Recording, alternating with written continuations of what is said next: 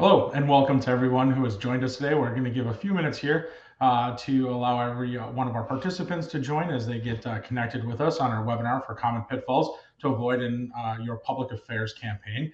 We've got a wonderful program ready for you guys today, and I want to thank all of our participants who are joining us today in this that have already shared their questions ahead of time, and then we'll have a Q&A section at the end of this. So we'll give a few more seconds here as we let everyone join. And again, I want to thank everyone for joining us today for our webinar on common pitfalls to avoid in your public affairs campaign. We're joined by Nicole Schlinger. We're also joined by Gentry Collins and Matt Klink. My name is Ken Tracy. I'm the Executive Vice President of Campaign HQ, and I work with both of our sales team as well as our business development team. Thank you all for joining us today. And once again, thank you for all of those who have submitted their questions ahead of time. And we will conclude today's event with a Q&A section at the end. So with that, I will turn it over to Nicole Schlinger and allow her to introduce herself. You bet. Thank you so much, Ken, and thanks for Gentry and Matt for joining us today. The reason that we wanted to have a webinar about pitfalls to avoid in your public affairs campaign at this time of the year is because we have legislative sessions starting in nearly every state. Some have already started this week and many others are about to begin. We've got a new president coming in, taking the oath of office on Monday. And then, of course, things will begin in earnest and we think aggressively at the federal level as well. One thing that I've noticed in my time doing this is that large meaningful legislation at the federal level most often moves quickly right after a new president is sworn in and when that president has a House and Senate of his own party. That's the case. That's going to be the case as of next Tuesday, of course. And that also was the case 4 years ago in 2021 and 4 years before that in 2017. Prior to that, it was 2009 with Barack Obama. And so if you looked at each of those years, 2009, the entire year was taken up with the debate on Obamacare. 2017, we talked for a large portion of that year about the TCJA, which is what we're going to be talking about this year as we try to renew that. And then 2021, of course, was taken up with infrastructure and Build Back Better and ultimately the Inflation Reduction Act. And so I think that we can expect that level of dialogue and that level of noise on both sides of the aisle. So the question is, what are the mistakes that we see people make over and over again when trying to get lawmakers to listen to your side of the issue on your bill, on the legislation that matters to you, your clients, your members? And so I'm really grateful for everyone who's chosen to join us today. At Campaign HQ, what we do is we use the same grassroots tactics that are effective at identifying and persuading and mobilizing people to come out and vote for a candidate, to use that to put grassroots pressure on their lawmakers. There's not much point in electing people if you don't hold them accountable to do the things for which you've elected them. And so that often takes, that often takes the form of patch through phone calls, telephone town halls, text messages, etc. And I will tell you the three mistakes that I see people make the most frequently are only playing an inside game, assuming that policy papers and lobbying inside the Capitol and having experts write op-eds, assuming that alone will be enough to win the day. The second is assuming that your membership will be able to carry it over the line. Over and over again, we've seen whether it's, it's an association with membership or it's a coalition that has recruited advocates digitally. It is unlikely that the lawmakers who sit on the fence on your issue are going to align with where your members live in the volume that you need to put pressure on those lawmakers effectively. So that's another pitfall that we've seen. And then last but not least is thinking one touch is enough. One meeting, one email, one phone call, one event. One thing is not enough to attract and retain a lawmaker or his or her staff's attention at a time when the volume level is going to be what it is and what we expect it to be in 2025. So those are some of the pitfalls. I'm excited to answer questions, and I'll turn it back to you, Ken. Thank you, Nicole. I appreciate that. Next, I'm excited to introduce Gentry Collins.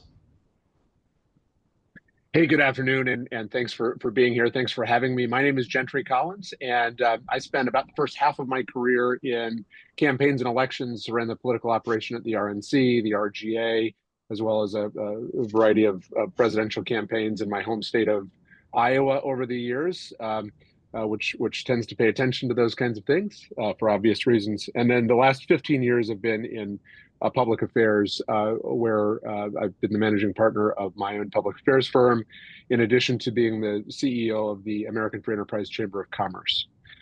So Nicole has been a wonderful partner and ally for us, and somebody that I routinely call on when we need to go out and talk with constituents. I would have given Nicole some of the very same pitfalls that you mentioned. So I'll say you've stolen some of my top three. If I could perhaps add to Nicole's list, what I would perhaps add, and I think are very much consistent and aligned with what Nicole has already said, is that I very frequently find that we have a tendency to use technical language, and I think making sure that we're using language that constituents understand, meeting our audience where they are, explaining why they should care about issues and not just why we care about them, and avoiding technical or legislative or legalistic kind of language has been a pitfall that I've seen over and over and over again and try hard to avoid in our own work.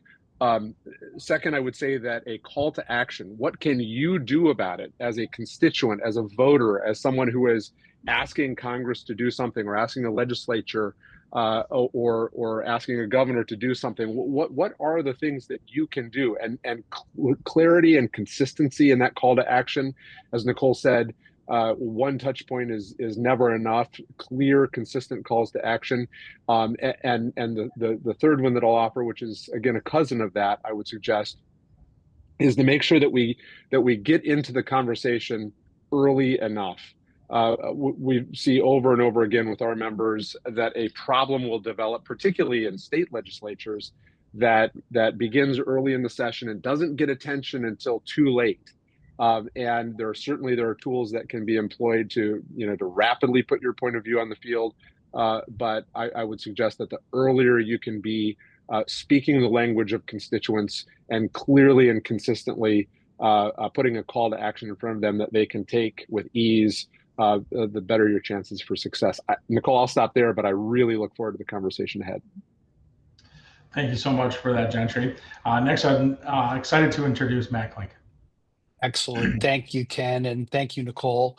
It's a pleasure to be here today. My name is Matt Klink. I'm a partner at a firm called California Strategies. The name kind of denotes where I do most of my work for that firm. 9 offices, 35 partners in the state of California. We lobby in every major city. I'm based in Los Angeles, California. Obviously, we've had a lot going on over the last 10 days, but the legislature is still up in California doing harm, so we've got lots to do.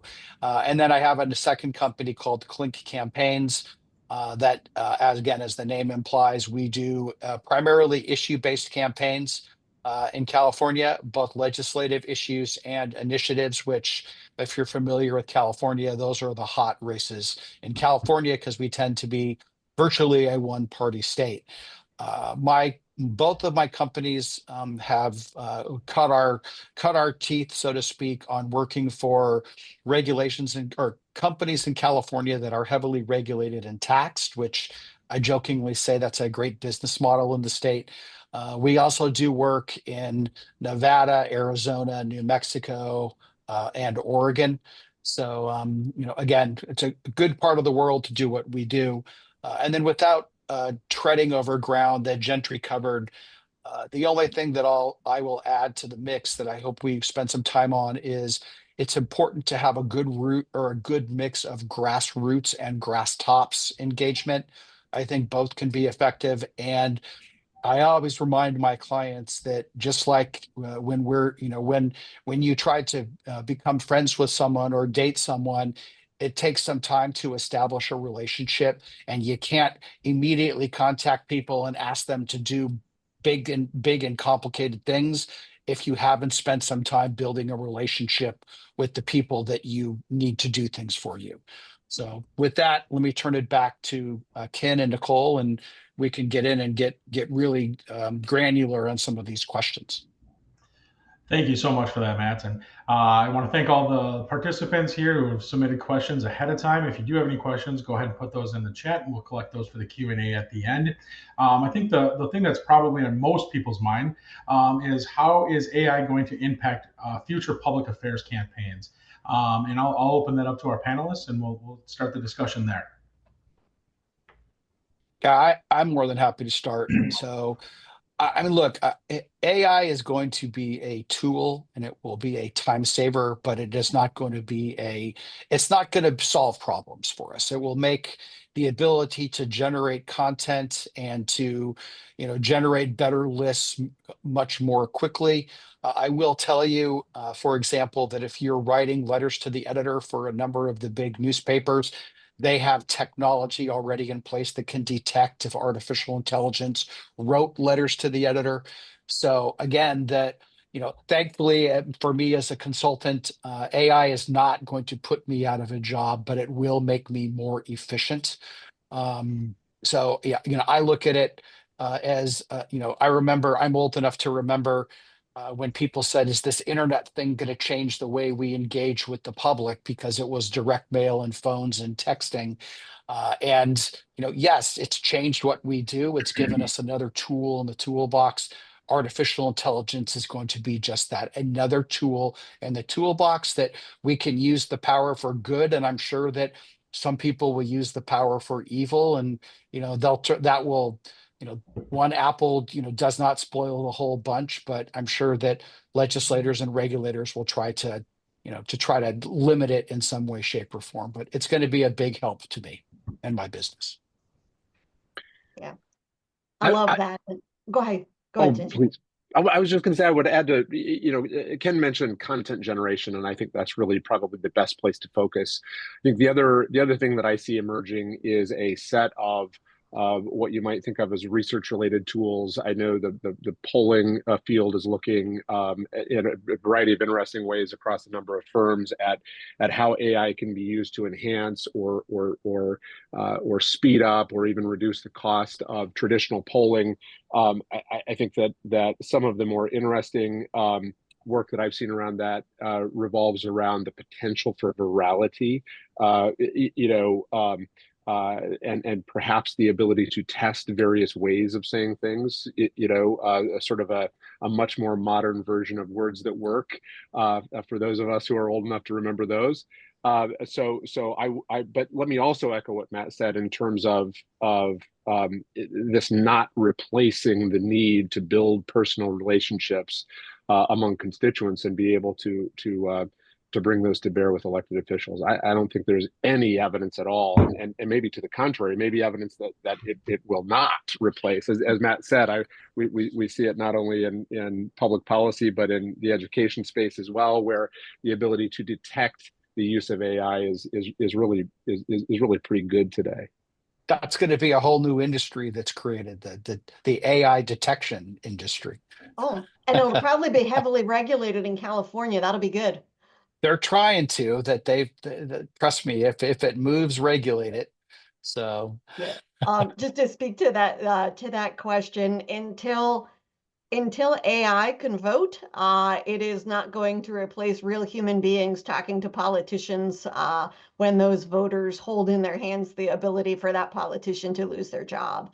That said, on our side, we've found some uses for it in terms of tailoring how we say what we say to the audience that wants to hear it, and being able to do that in a more granular way in a shorter time frame.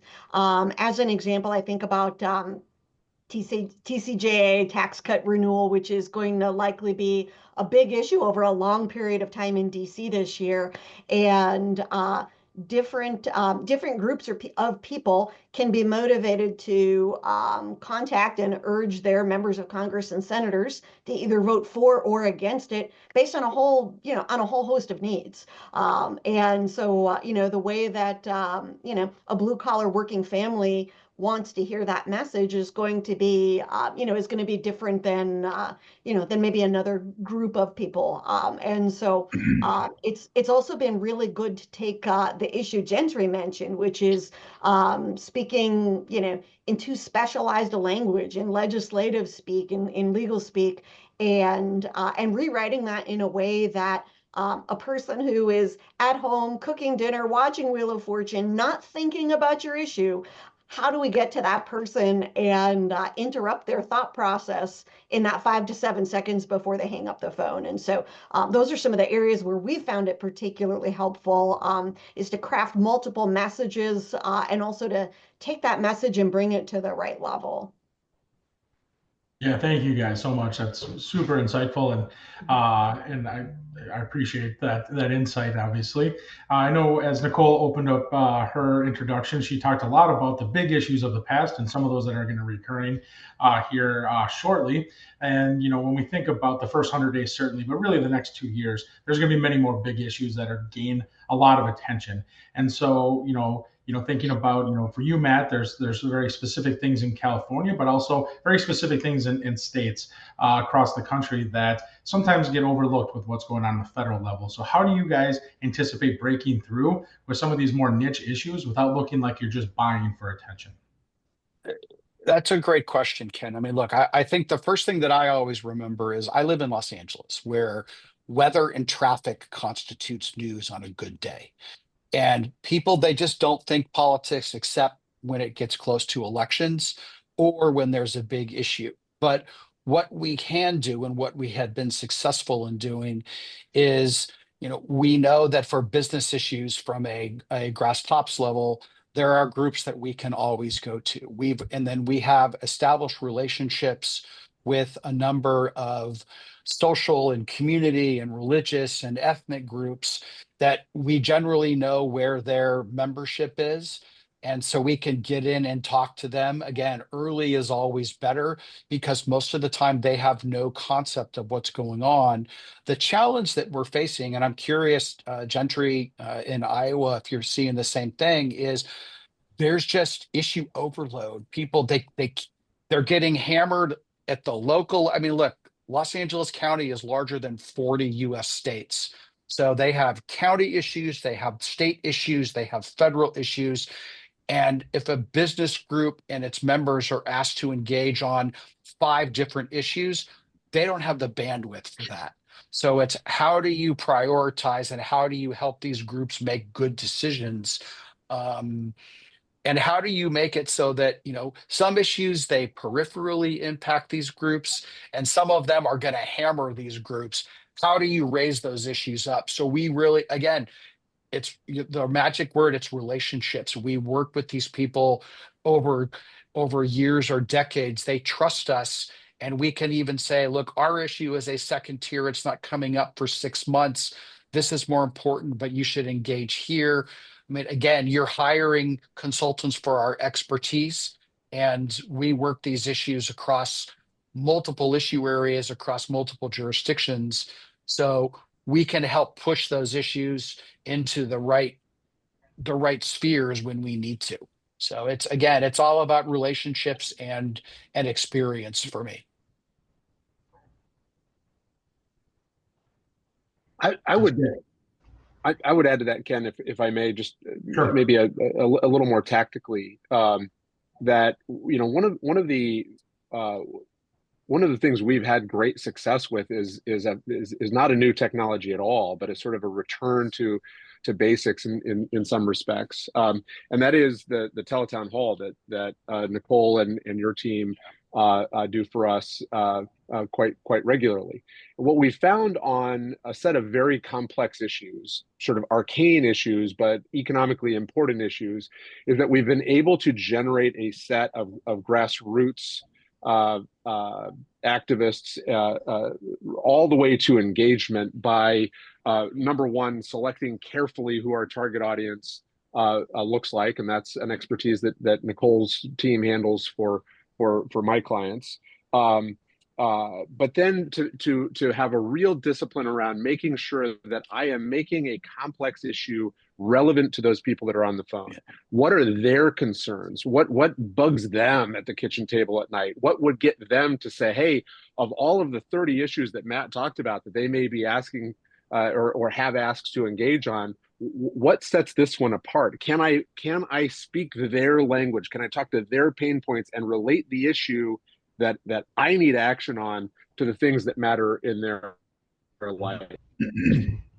Yeah, Gentry, I think sorry to interrupt you.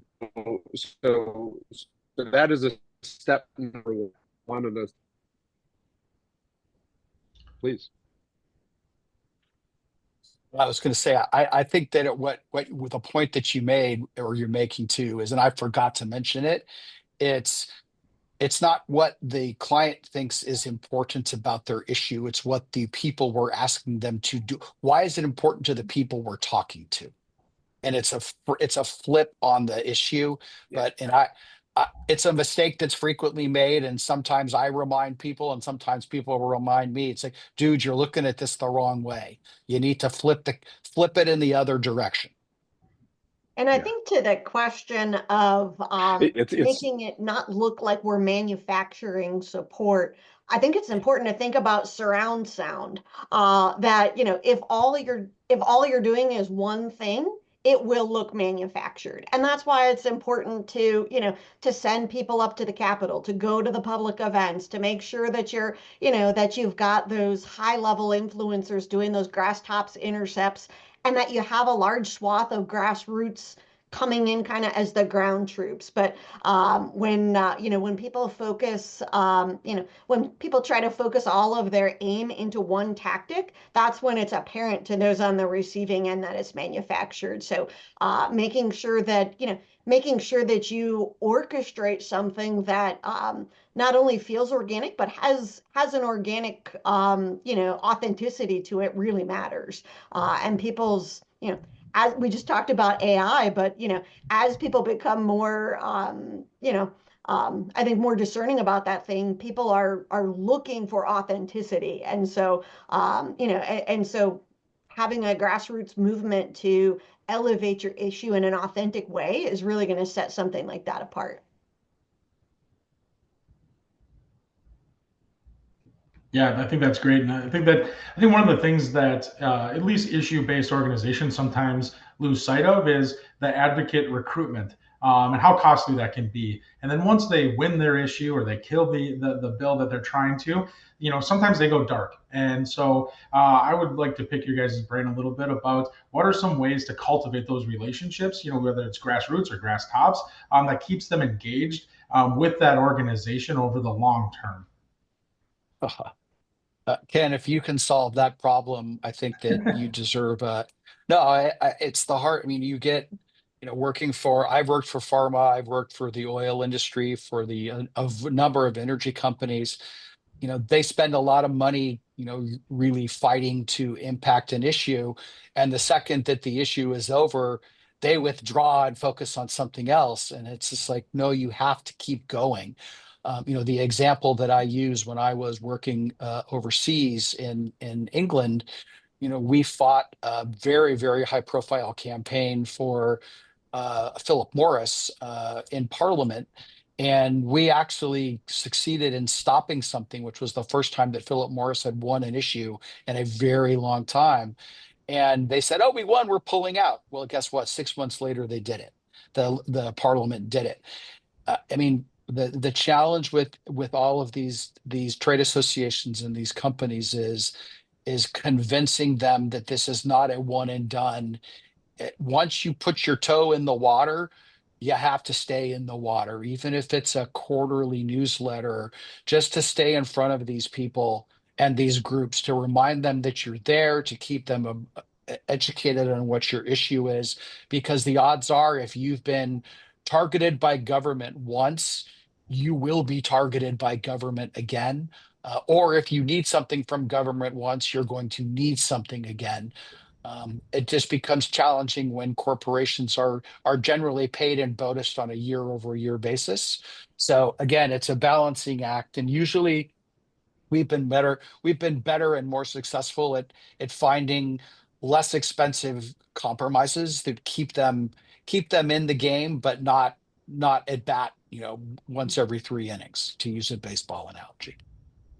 Man, I think that's a great point, and I might amplify it if I may by suggesting that there are a lot of people leaving the field right now. Counterintuitively, we see it in our own membership, folks that were under threat by Biden administration regulatory overreach, who feel that now that we've got the administration changing, maybe we can take our foot off the gas a little bit. And we've spent an awful lot of time with our own members and member companies saying, look, a new president is not going to heal the damage from an all of government Biden approach with the stroke of a pen, that you really have to stay engaged. You have to keep these relationships fresh. And if I may add one component, I would suggest that one of the ways we've seen some success is by turning big objectives into bite-sized actionable things that grassroots advocates can take for us, and keeping those little next steps in front of them consistently. When we do that, we see more success. Frankly, when we don't do that, we don't see as much success. And I think, getting folks that have big objectives to understand now, especially, that just because the administration is changing does not mean that all the bad stuff goes away, I think is really timely. Right. I mean, this administration has they have a very ambitious agenda they wish to tackle. They may not get to your issue. It could be a while until that attention is there, and you could do something maybe to shorten that time frame. It is, some of the tools that we have now, though, make it so much easier for you to keep advocates engaged. Frankly, it used to be a lot harder when you had to either mail them something or go to each community and hold an event in person. There's things that you can do that are just a lower barrier to entry, whether it's texting them a 20-second video, asking people to take surveys. There's just so many low bar things that keep you top of mind and keep those folks, active at that just enough level so that so that you're not introducing a new concept when it comes time to come back into season. I think those are great solvables. So I think we might be on the path of solving those big questions there with those ideas. I here at Campaign HQ, I work a lot on our business development as well as our client success team. So I get to see the best of both and the worst of both, right? In terms of when clients think that they need us. And the small majority of clients either come and say, hey, I need this right now. Another, small percentage of people that says, I think I need something right now. But then the larger percentage of folks, kind of fall into, where they say they don't need a digital advocacy program or any type of advocacy program at all. Or they come and they say that they're bored or their governing body just can't justify or don't have enough money to pay for a campaign. How do you guys generally tackle those scenarios to make sure that their agenda can be pushed forward? So, sometimes we're often called in on something like this for our portion of the overall campaign. And so the thing that I often wind up talking about with folks is what does the organization, what is the ultimate cost of losing this battle? And, because I think people look at what does it cost to run this digital ad today? What does it cost to put this on cable TV or to have a billboard that's, right outside the Des Moines airport or, right outside the Capitol? And ultimately it's not about what that cost is, it's about what it will cost you to lose this battle. And and then from that point you can work backward and say, well, if that's what the value is, what do we have to invest to make sure that doesn't happen? Human beings are very hardwired for loss aversion, but what they stand to lose in a public affairs campaign is not always obvious and front and center. Yeah, I mean, Nicole, I think that what we try to do is we try to help, when clients come to us, they always this is a really important issue for us. It's like, okay, of course it is, but we try to get a better understanding from them of the time frame involved, of the budget involved, and as you just said, about the cost to them if something either isn't approved or is approved. And in that mix, we then can develop a strategic plan. And what we usually tell our clients is we're platform agnostic in terms of what we use to reach whatever constituency. It's whatever is going to be most effective. And the example that we talked about when we used you all was we hired we were joking beforehand, we hired you to help us try to win approval for a gold mine in Northern California, a literal gold mine. And the texting that we did and the outreach that we did was perfectly geared toward the platforms that your company uses. But then we had also layered in digital, we had also layered in direct mail. We had a number of things that we were utilizing to get this done, all of which was geared toward putting comments on the X, which was the County Board of Supervisors. I have yet to say from a client, and if you're out there or listening on this call, please talk to me. I don't care what it costs, we have to kill this thing. Obviously there are guardrails that get put up. For example, television in Los Angeles costs $1 million a week. So it is very limited in terms of clients that want to do broadcast, but we have been using a lot more connected TV, which we can literally put in a specific home in Los Angeles County or around the Sacramento area if we're working on a state legislative race. So we try to be very strategic, and if a company comes to us and has an issue, they don't get the Clink plan. It's a bespoke suit for every single client, and we design what they need to hopefully solve their problem. And guess what? Many times the situation changes and we say, okay, our plan is no longer accurate. These are the new scenario. This is the new situation. Here's how we recommend adapting. So, you have to be nimble, but again, you have to be able to make an initial determination about what the right mix is. And, if I had unlimited budgets, I could solve any problems for my clients. That's just never the case. 26 years, I've worked on one gold mine. I might also add that one of the things I would, Nicole, include, which is related to what you've already said, is to raise the political cost of time. Nicole, you helped a member of ours last year that had a major issue in a state that they did not pay attention to. They were aware of, but did not invest in until the state legislature had passed an adverse bill with an economic impact in the billions of dollars over 10 years. We began advocacy on that far too late.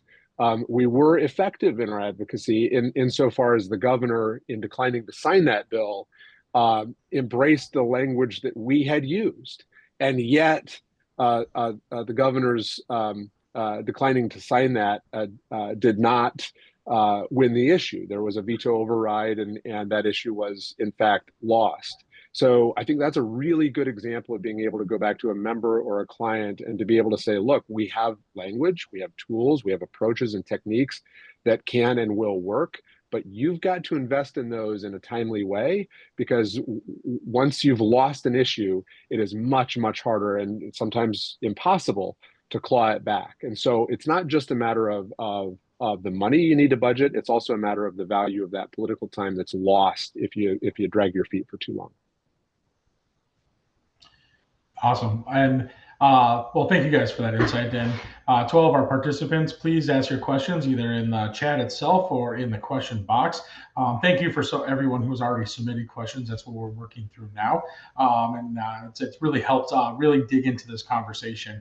And, moving into, one of the things that I think is, probably easy to ask, but maybe harder to answer is, from a public affairs group, what's the number one thing that they can do or they should be doing? Looks like your wheels are already turning, Gentry. I think it depends, right? It depends entirely on what their objectives are. I'll sound a bit like a broken record, and then let smarter people talk. But I would say that the number one thing we need to do today is to use language that grassroots activists care about. They're inundated with things in their lives that they care about, and we're at an all-time low in terms of trust in institutions. And not just political institutions, but other public institutions, right? If you look at the numbers about what professional institutions, how they were viewed pre-COVID versus post-COVID, teachers and doctors are the two that stand out for me, right? They're the level of public confidence and trust way above 50 pre-COVID, well below 50 durably in the years since COVID.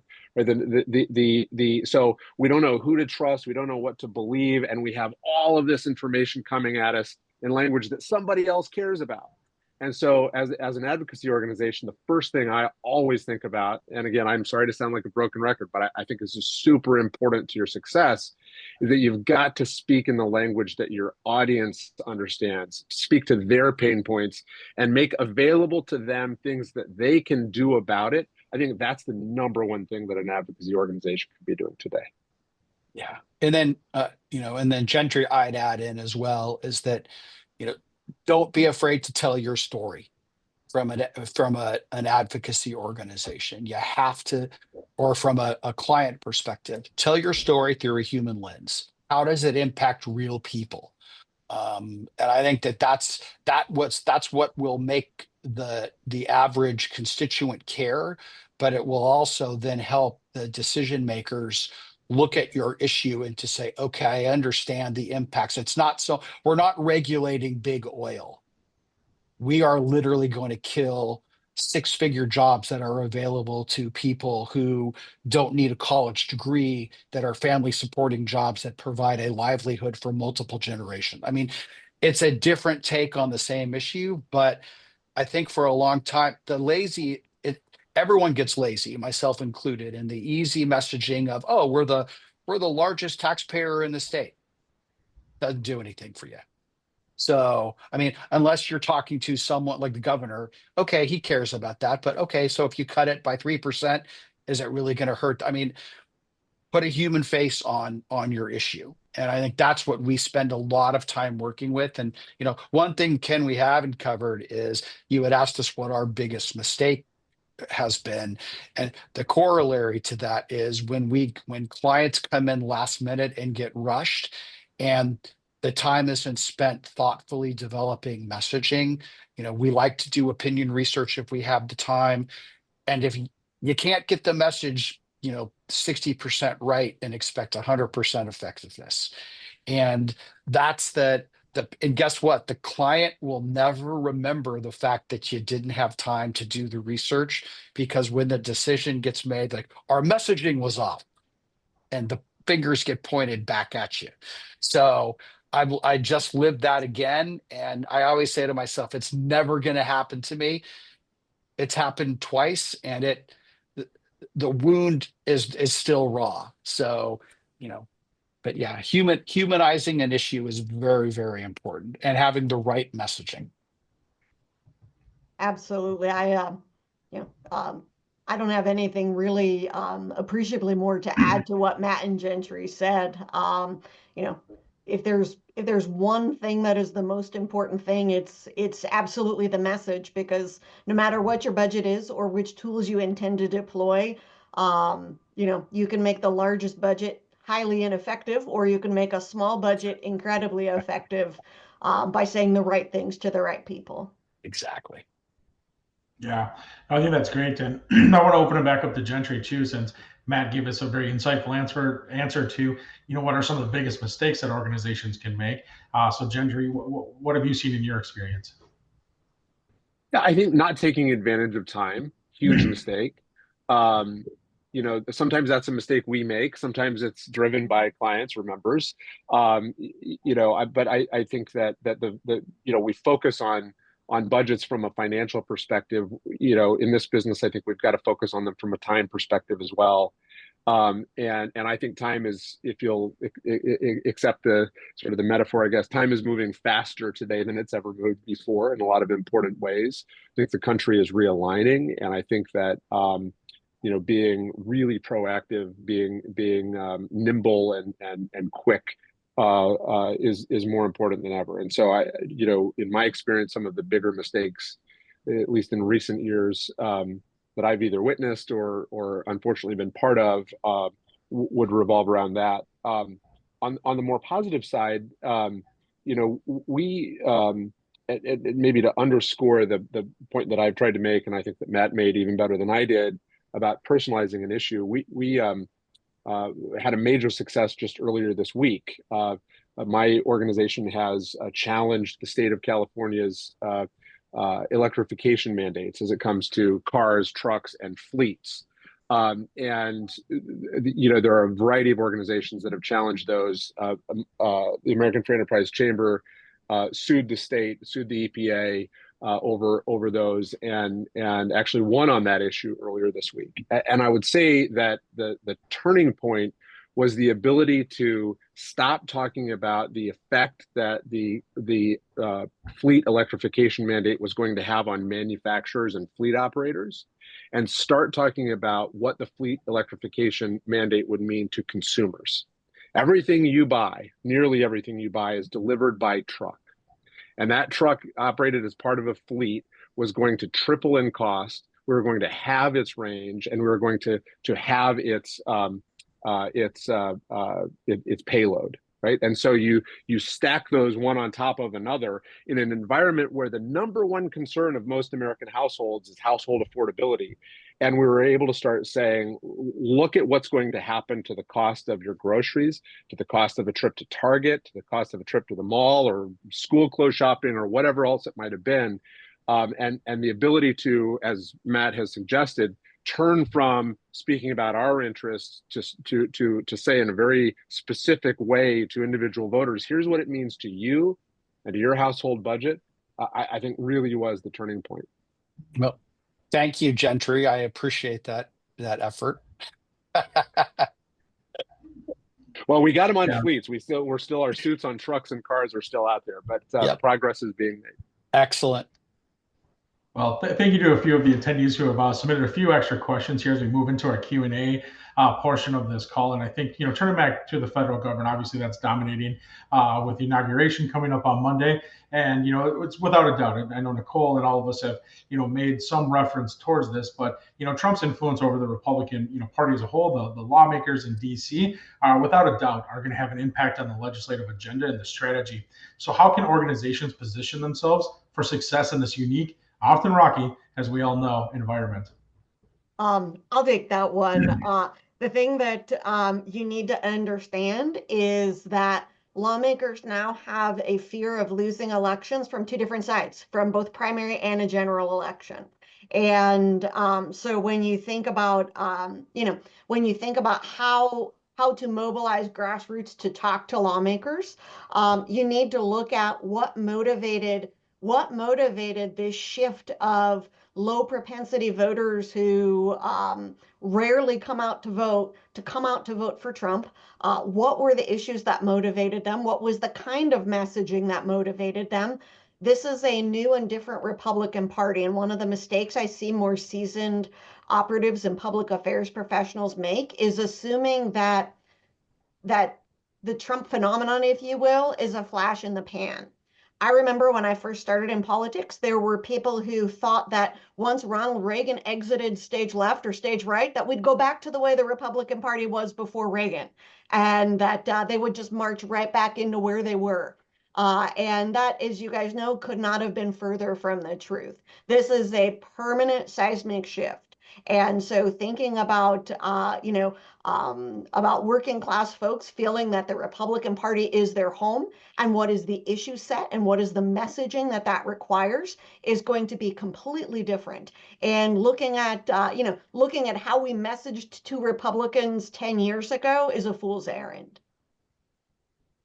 Yeah, and look, I can tell you, obviously living in the People's Republic of California, there are some interesting little tidbits here. I mean, look, the Democrats control our 52-seat delegation 43-9. That being said, there are as many Republican voters in California as there are in Texas. Think about that. 6.3 million votes Donald Trump got in Texas. He got 6 million votes in California, but Steve Garvey got 6.3 million in the Senate race. So there are a lot of Republican voters out here. California is probably going to lose 2 congressional seats when redistricting happens because our population it stopped shrinking, but it's not growing. And I think that the Washington, D.C. does not understand California, which frankly is a big help from my business perspective. But there are still ample opportunities to engage both Democrats and Republicans in California on state legislative issues and on federal issues where the delegation writ large can make a difference because, for us, not every issue slices and dices R&D. And the legislature where the Democrats hold super majorities and everything, the issue is far left or center left. And we have built some really innovative coalitions legislatively that have moved some very, very business-friendly issues and, by the way, killed tax increases in the deepest of blue states of California. So we always look for innovative ways to find those partnerships. We've teamed with organized labor when it's to our advantage. We've teamed with environmental organizations when it's to our advantage. So, I mean, we tend to look at it through tell us what the issue is, and we figure out the best way to either fight it or pass it. Yeah, I think that's fantastic. And kind of just to dig in a little bit more with what Matt said here, and I know Nicole talked about this omni-channel approach. There's plenty of tools out there, right? I mean, there's doors, there's phones, there's digital, direct mail, et cetera, right? Gentry talked about using telephone town halls with us. What are some of the most impactful ways of utilizing multiple approaches that you guys have seen?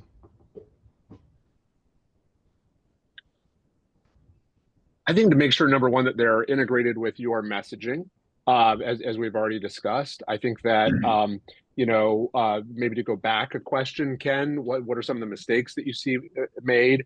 Sure. One of the mistakes I see rather commonly, especially among our members that have a variety of state affairs teams, is a divorce between, maybe not intentionally, but just operationally, between their lobbying team, their grass tops approach, and their grassroots effort. That they're not consistent. There's not clarity between them, and I think that's a real mistake. And so I would encourage some consistency. Now, maybe the language has to change. Maybe it becomes less technical. Maybe it becomes more colloquial. What have you? But I think to have some consistency from top to bottom is really important. And to me, more than being able to say, well, it's this platform always and every time, or it's that platform always and every time, I think to have a strategy to win the issue and then to deploy the set of platforms and tools and techniques that you use that are designed for that, but to have some messaging consistency between them, to me, I think is really the important part here. Yeah, strategy before tactics. That usually is the winning order, and then determining, again, in some places, tele town halls and texting are the only way to proceed. And other places, it's going to be that plus direct mail, or that if you're trying to reach a younger audience, that plus digital, or connected TV.